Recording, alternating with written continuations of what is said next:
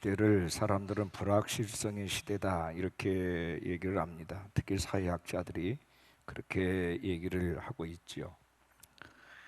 아무것도 미래를 예측할 수가 없다. 내일 무슨 일이 생길지 또 하룻밤에 무슨 일이 일어날지 아무도 모른다 하는 것입니다.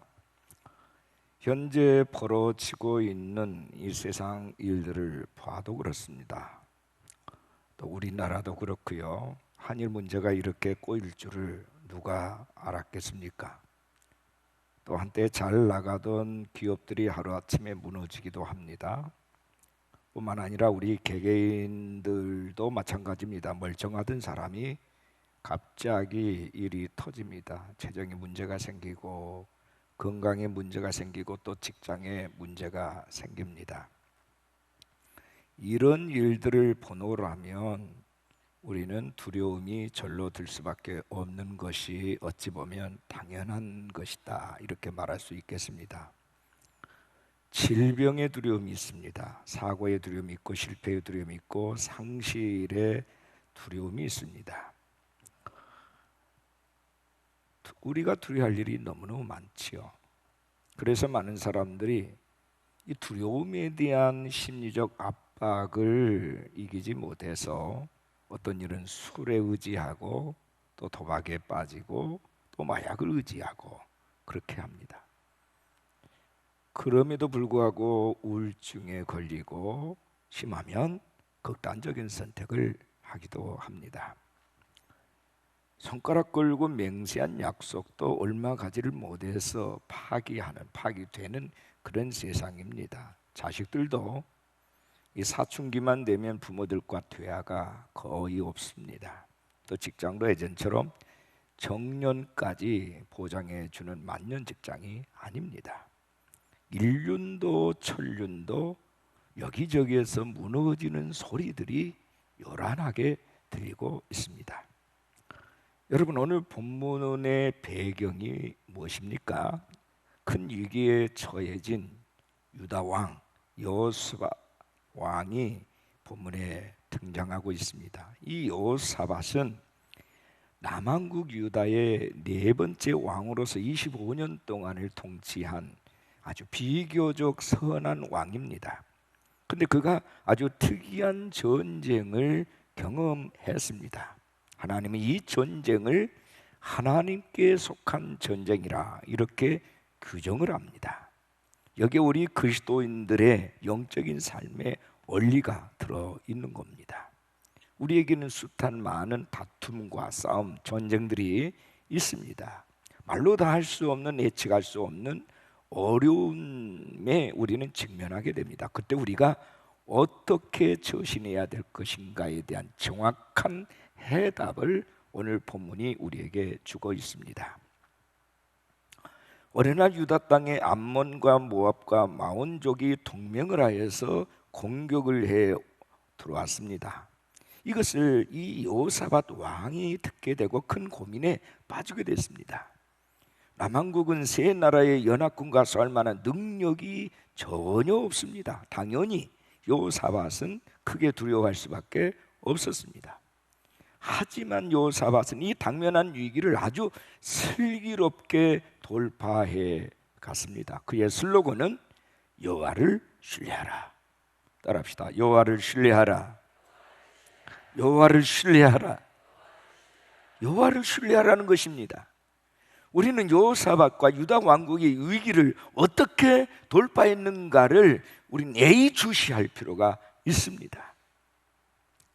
오늘 제목입니다. 다시 한번 따라하겠습니다. 여호와를 신뢰하라. 옆에 분하고 나누겠습니다. 여호와를 신뢰하십시오. 여호와를 신뢰하십시다. 자, 무슨 얘기냐면 우리에게 일어나고 있는, 주변에 일어나고 있는 모든 사건은 여호와를 신뢰하라는 이 초점에 맞춰져 있다 그 말이에요.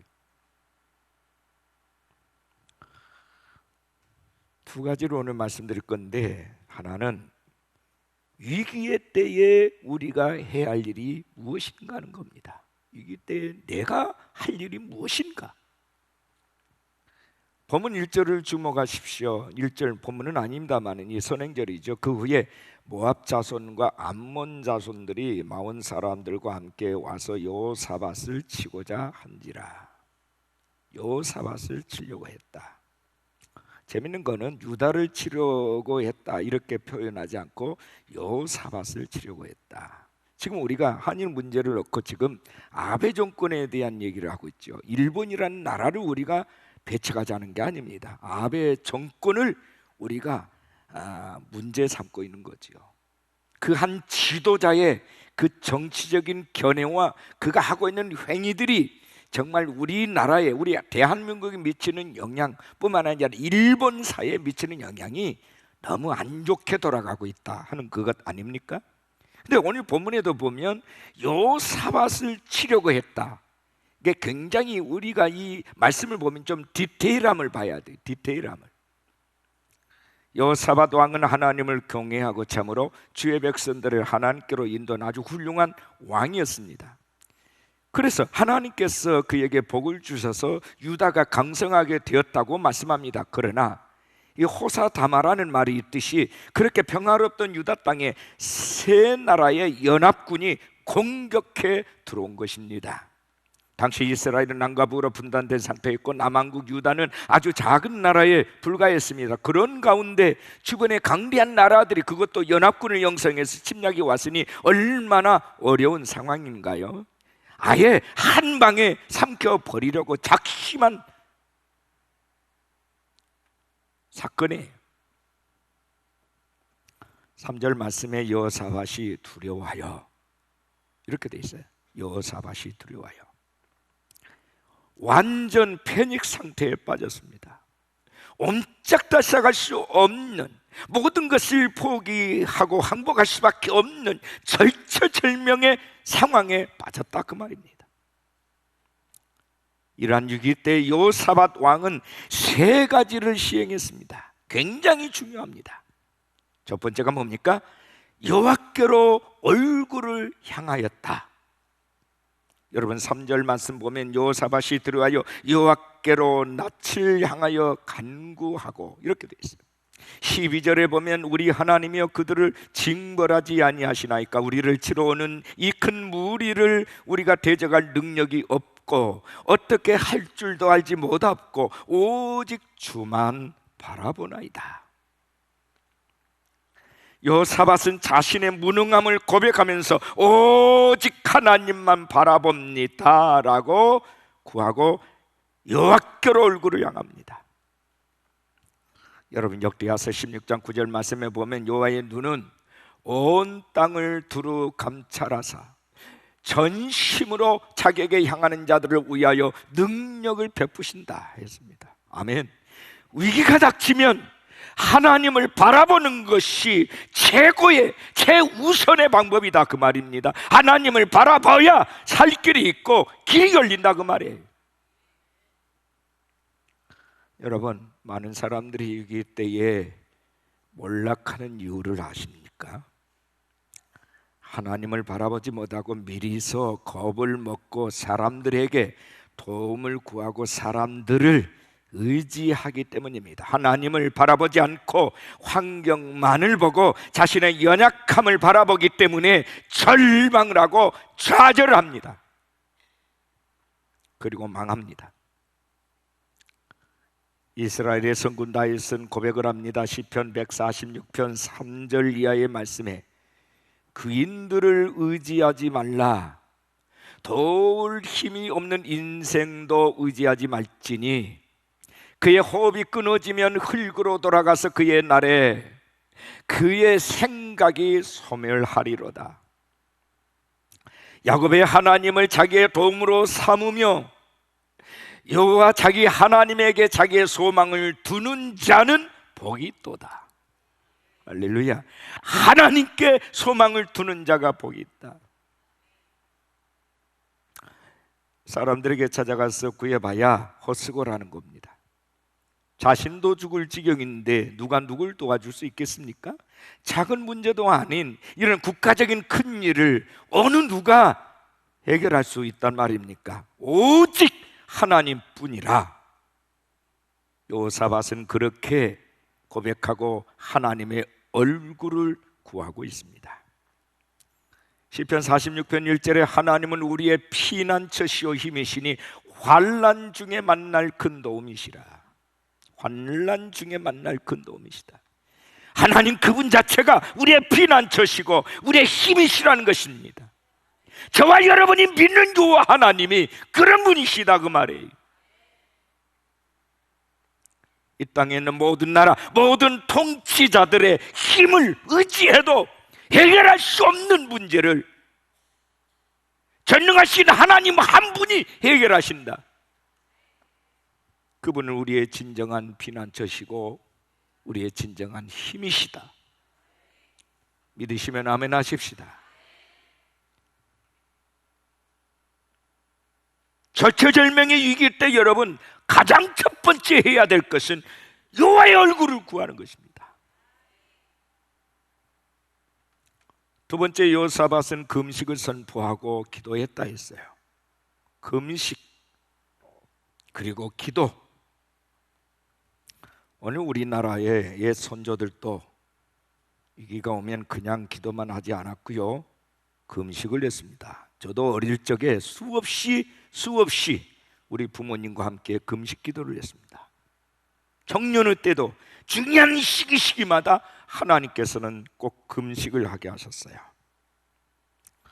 위기가 닥쳐오면 금식하며 기도하라는 겁니다. 반드시 그렇게 했을 때 승리가 온다. 여러분, 금식이 뭡니까? 먹고자 하는 이 식욕 본능을 죽이는 겁니다. 다시 말하면 목숨 걸고 기도하는 게 금식 기도예요. 거기다가 며칠 정도는 우리가 굶을 수 있다고 칩시다. 그러나 한 주, 2주, 3주, 4주, 심지어는 40일. 제가 놀란 거는요, 100일 금식 기도하신 분을 제가 여러 분 보았어요. 근데도 어떻게 죽지 않을 수 있을까? 여러분, 생리학적으로는요, 의학적으로는요, 이 3주를 굶으면 죽게 돼 있답니다, 사람이. 그러니까 이 금식기도 한다는 것은 목숨을 내놓고 하는 거예요.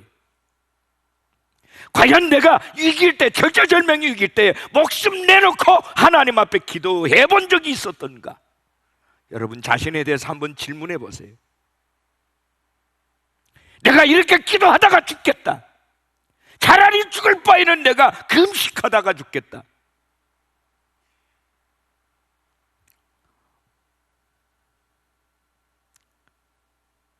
제2차 세계대전 당시에 있었던 일입니다.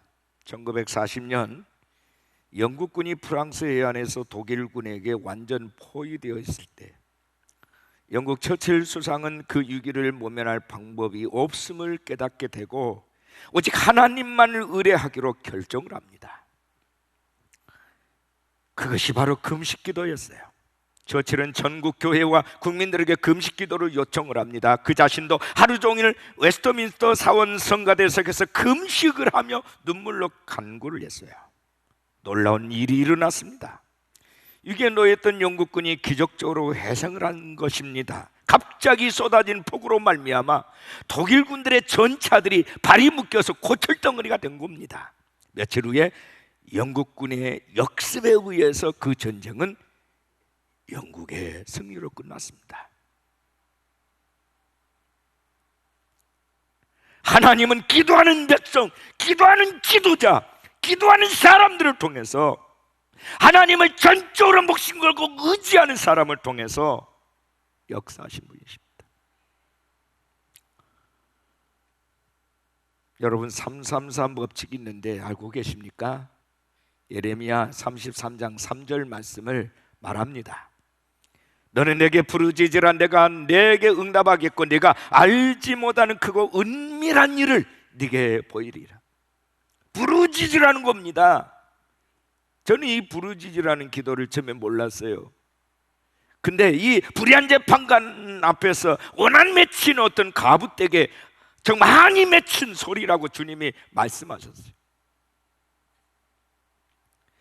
제가 어렸을 적에 부흥회를 이렇게 갔는데 어느 강사님이 부르짖는 기도에 대해서 아주 리얼하게 말씀하신 것이 저는 어린 가슴 속에 그것이 새겨져 버렸어요. 그건 뭐냐면 창자가 목구멍으로 끼어나오도록 소리를 질러라. 그게 부르짖는 것이다. 그런 심정으로 부르짖으라는 거예요. 절박하면 그 소리가 나온다는 거예요. 여러분, 물에 빠진 사람이 사람 살려할 때에 가장 큰 소리로 외치지 그냥 살래 살래 듣는 둥만 둥 그렇게 한 사람 있나요? 없어요. 하나님이 귀가 먹어서가 아닙니다. 하나님, 우리가 작은 신음에도 듣고 계신 분이세요. 근데 왜 그분이 부르짖으라고 말씀하시는 겁니까? 부르짖을 때 내 혼이 깨어지고 부르짖을 때 내 생명이 실려지거든요. 그래서 부르짖으라고 하신 겁니다. 어린아이들이 응애하고 울면 엄마는 총알같이 달려갑니다. 우린 소리만 듣고도 얘가 배고픈지 어디 아픈지 금방 알아요. 우리 하나님께서도 우리가 주여 아버지 하고 부르짖으면 금방 달려오세요. 시편 50편 15절에 환난 날에 나를 부르라. 내가 너를 건지리니 네가 나를 영화롭게 하리로다. 환난 날에 하나님을 부르라는 거예요.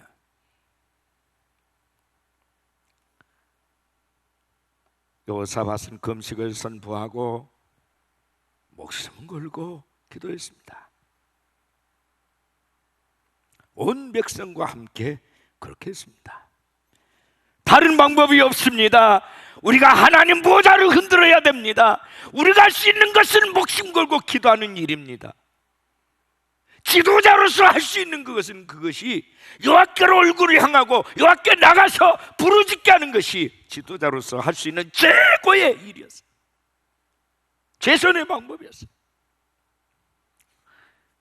세 번째는 큰 소리로 하나님을 찬송을 합니다.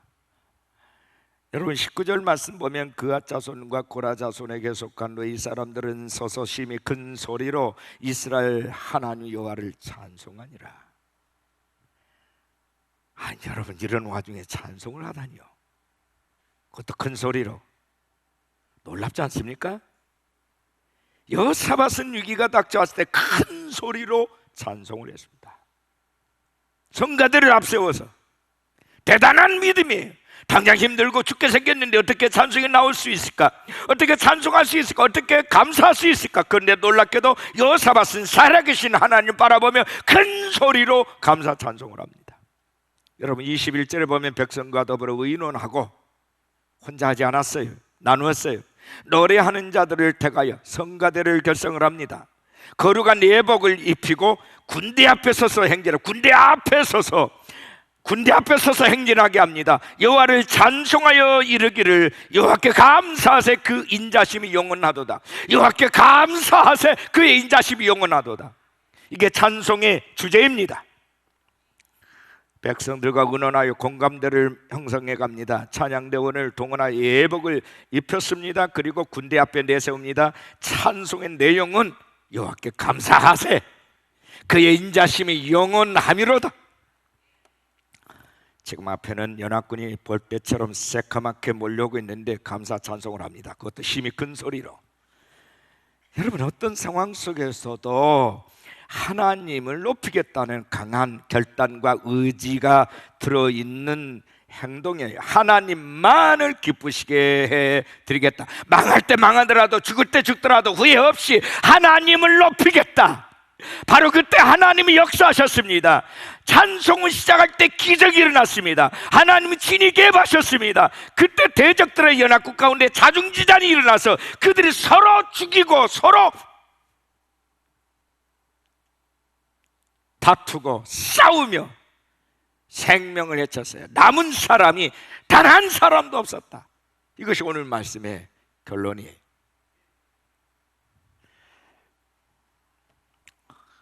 하나님은 능히 이런 일을 하실 수 있는 분이시죠. 믿으시면 아멘 하십시다. 아멘. 능히 하실 수 있는 분이에요.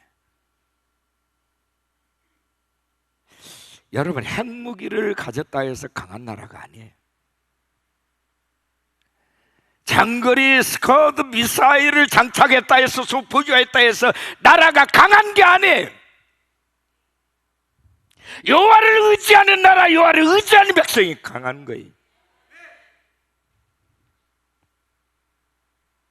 이걸 모르시면 안 돼요.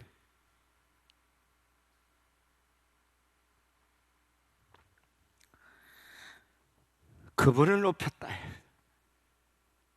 목숨 걸고 죽을 때 죽더라도 그분을 찬송하자. 상천하지에 홀로 계시고 전능하신 하나님, 전쟁에 능하신 하나님, 전쟁에 성패를 좌우하신 하나님, 우리를 살리기도 하시고 죽이기도 하시는 그분을 높여드리자. 믿음이라는 게 다른 게 아니에요. 신앙 고백이라는 게 다른 게 아닙니다. 나의 절대자이신 하나님을 바라보는 거예요. 그리고 그분께 모든 것을 거는 거예요. 그것만이 믿음이에요. 후회됨이 없이 그분 앞에 모든 것을 거는 거예요. 내가 이렇게 하다가 죽을 수도 있다, 그래도 괜찮다.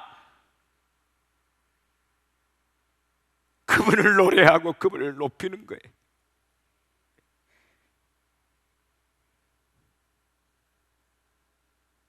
많은 사람들이 조롱할 수 있어요. 바보 같은 짓이라고 말할 수 있어요. 그래도 괜찮아요. 그들이 내 인생이 아니고 내 인생이 그들의 인생이 아니에요.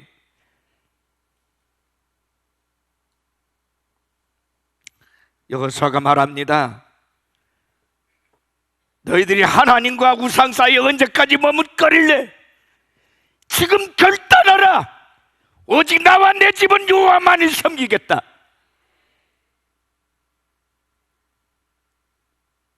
그게 지도자예요. 자기를 바라보게 하는 자가 아니라 위에 계신 홀로 한 분이신 창조주 여호와, 온 세상을 창조하시고 통치하신 그분께 집중하게 하는 것이 지도자가 해야 할 일이에요. 그분을 높여드리는 거.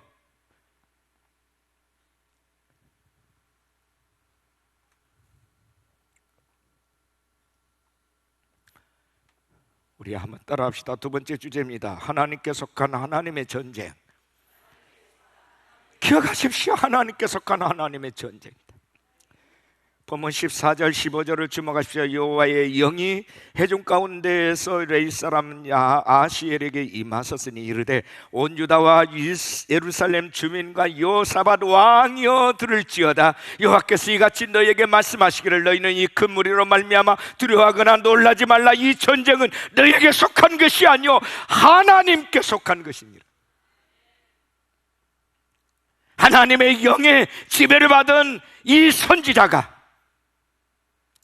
백성들과 고관들과 왕에게 말합니다. 하나님이 너희에게 말씀하셨다. 너희는 이 큰 무리로 말미암아 두려워하거나 놀라지 말라. 이 전쟁은 너에게 속한 것이 아니오 하나님께 속한 것이니라. 하나님께 속한 전쟁이라면 이미 끝난 거 아닙니까? 두려워할 이유가 없다는 것입니다. 17절에서 너희가 싸울 것이 없다 하고 단호하게 말합니다. 17절 본문을 주목하십시오. 이 전쟁에 너희가 싸울 것이 없나니 대열을 이루고 서서 너희와 함께한 여호와가 구원하는 것을 보라. 유다와 예루살렘아 너희는 두려워하지 말며 놀라지 말고 내일 그들을 맞서 나가라. 여호와가 너희와 함께하리라 하셨느니라. 대적들 앞에 나가서 대열을 갖추고 맞서 서기만 하면 된대요. 그러면 여호와께서 싸우신대요. 말도 안 되는 전략이죠. 어느 나라 어느 군대가 이런 전략을 사용합니까? 하나님의 사람들 외에는 사용할 수 없는 전략이에요. 이런 황당한 전쟁에 대해서 여러분 들어본 적이 있으십니까? 백이면 벽, 바보 같은 짓이라고 말할 만하지요. 이에 백성들이 믿지 못하고 주춤거립니다. 적들이 이미 코앞에까지 쳐들어왔습니다. 적들의 숫자는 어마어마합니다. 그냥 나가서 대열만 갖추고 구경만 하라 말이 되는 겁니까? 백성들 믿어야 할지 말아야 될지 어찌해야 될지 우왕좌왕합니다. 그때 하나님을 잘 믿는 요사밧 왕이 온 백성들에게 담대하게 외칩니다. 20절에 요사밧이 서서 이르되 유다와 예루살렘 주민들아 내 말을 들을지어다. 너희는 너희 하나님 여호와를 신뢰하라. 그리하면 견고히 서리라. 그의 선지자들을 신뢰하라. 그리하면 형통하리라. 할렐루야. 하나님을 신뢰하라. 여호와 하나님을 신뢰하라. 그러면 견고하게 서게 될 것이다. 그리고 하나님의 선지자를 신뢰하라. 그러면 형통해진다. 여호사밧 왕 자체가 자신이 갑자기 하나님의 영의 감동을 받은 한 사람에게 엎드립니다. 그리고 그 자신을 포함해서 모든 백성들에게 선지자를 신뢰하라고 말을 합니다. 놀랍지 않습니까? 이게 지도자요.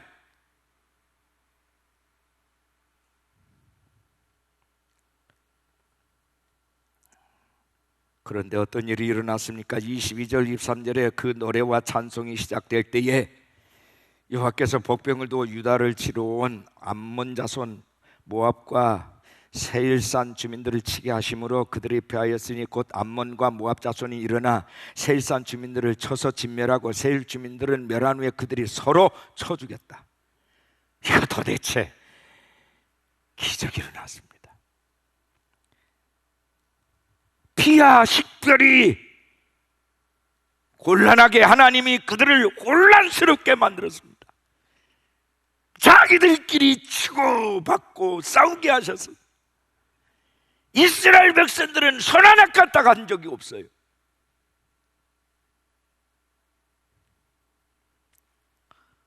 정말 하나님이 선지자를 통해서 전해주신 말씀 그대로 역사가 나타났습니다. 유다 백성들은 손 하나 까딱하지 않고 그 승리를 목도했습니다.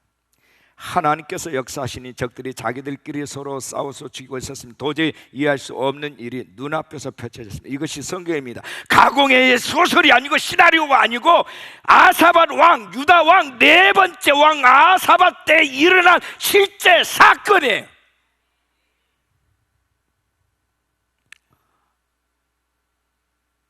소설이 아니에요. 실제 일어난 팩트입니다.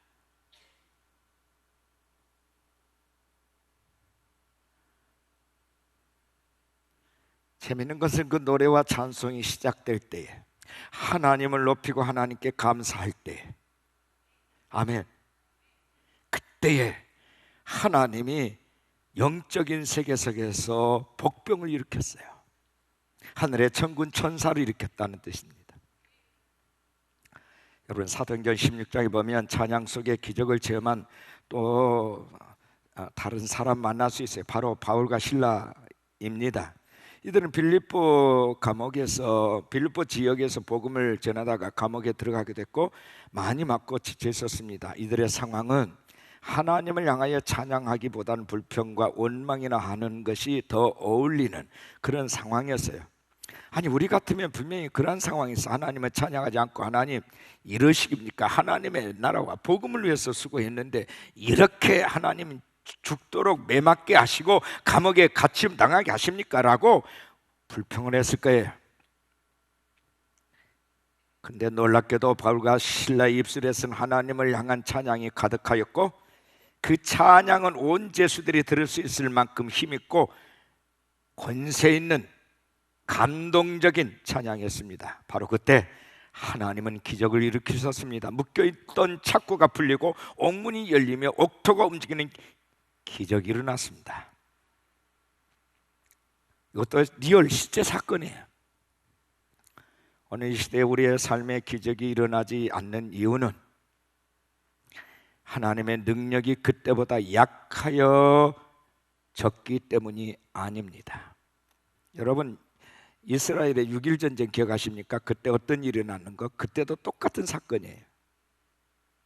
도저히 이스라엘이 아랍의 연합군들을 이길 수 없는 상황 속에서, 여러 날을 그들은 음식을 먹지 못한 상황 속에서 하나님이 기적을 일으킨 사건이에요. 그게 6.1 전쟁이에요.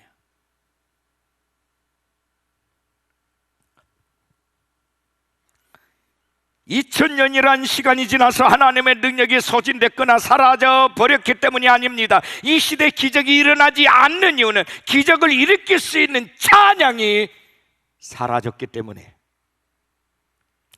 이 찬양이 회복되는 그 순간 우리의 삶의 새로운 회복과 기적이 시작되는 순간이, 그냥 하는 노래가 아닙니다.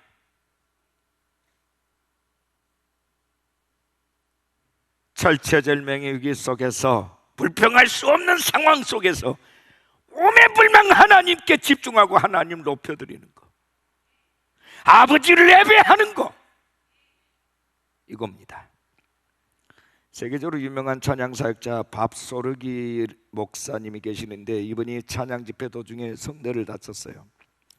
그는 이제 더 이상 찬양을 할 수 없을 뿐만 아니라 말하기도 힘들게 됐어요. 찬양을 전문적으로 하는 사역자에게는 마치 사형 선고나 다를 바 없는 이 힘든 일을 받아들이기에는 너무나도 절망적이었어요. 인생의 최대 위기를 만나게 된 겁니다. 소르기 목사는 기도하면서 하나님께 질문을 합니다. 하나님, 왜 이렇게 저에게 이런 일이 일어났습니까? 하나님, 정말 저를 사랑하신 것이 맞습니까? 그때 소르기 목사는 하나님의 음성을 듣게 되었답니다. 목소리로 하는 찬양이 아니라 삶으로 드리는 찬양을 드려라.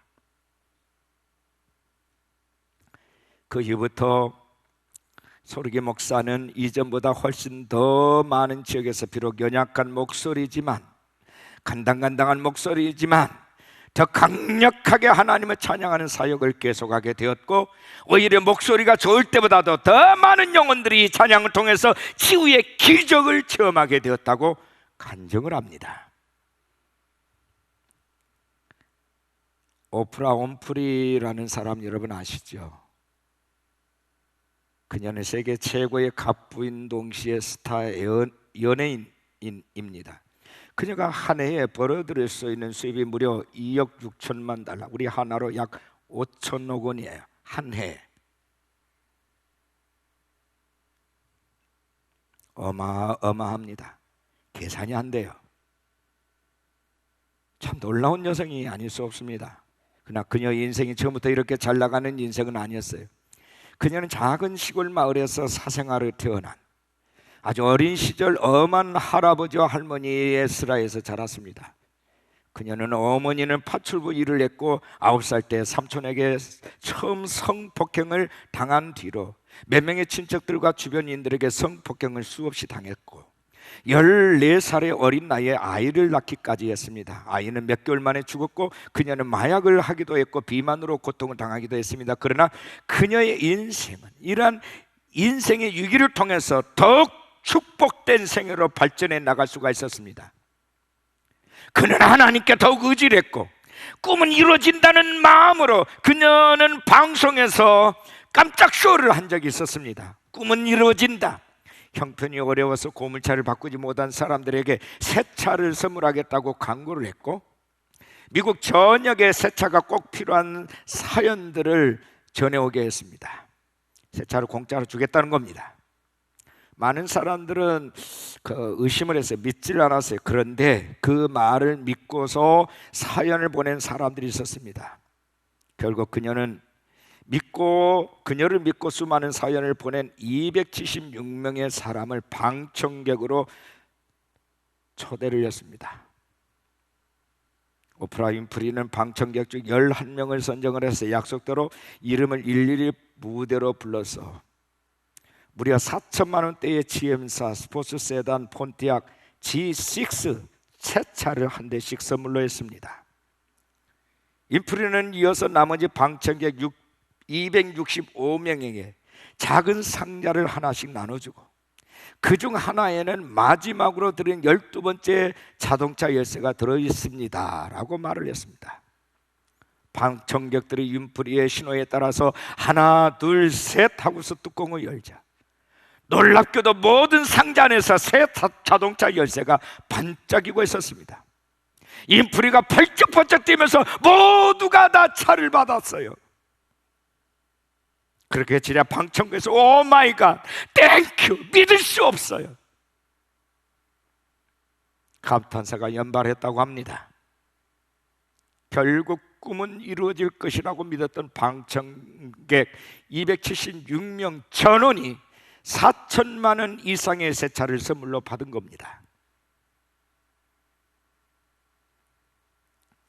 성도 여러분, 새 차로 바꿔주겠다는 사람의 약속도 믿는 사람들에게는 4천만 원짜리 새 차가 주어지는데 하물며 우리를 세상에서 가장 사랑하시는 하나님의 언약의 말씀을 믿는다면 무슨 일이 일어날까요?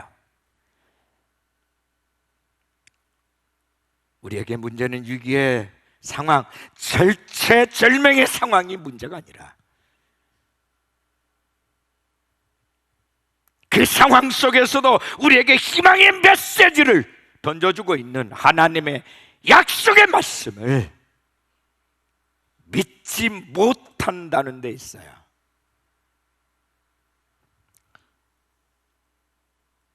저나 여러분이나 빈손으로 왔어요. 아무것도 가진 게 없이 태어났습니다. 하나님께서 저를 목회적인 사역의 부르심으로 인도했을 때에 아버지께 그렇게 말했습니다. 아버지, 이것은 이 세상에서 가장 못난 그리고 가장 바보 같은 사람입니다. 내가 할 수 있는 게 아무것도 없다는 걸 아버지께서 아시지 않습니까?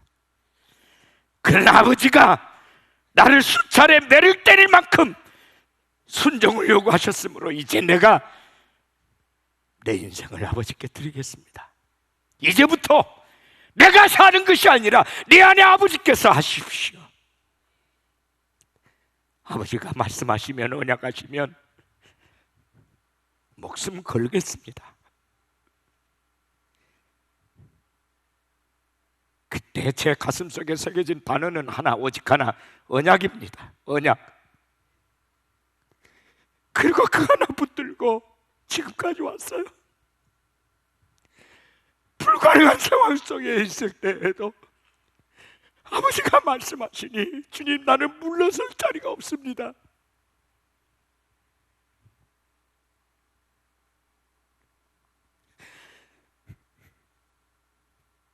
내가 할 수 있는 마지막 끝, 이 목숨을 아버지가 취하시든지 이루시든지 하십시오.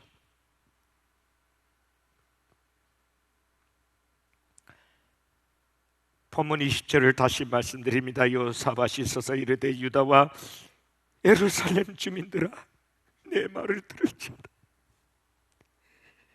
너희는 너희 하나님 여호와를 신뢰하라. 그리하면 견고히 서리라. 그의 선지자들을 신뢰하라. 그리하면 형통하리라. 아멘. 이 말씀이 오늘 우리가 승리하고 살아날 수 있는, 돌파할 수 있는 유일한 언약입니다.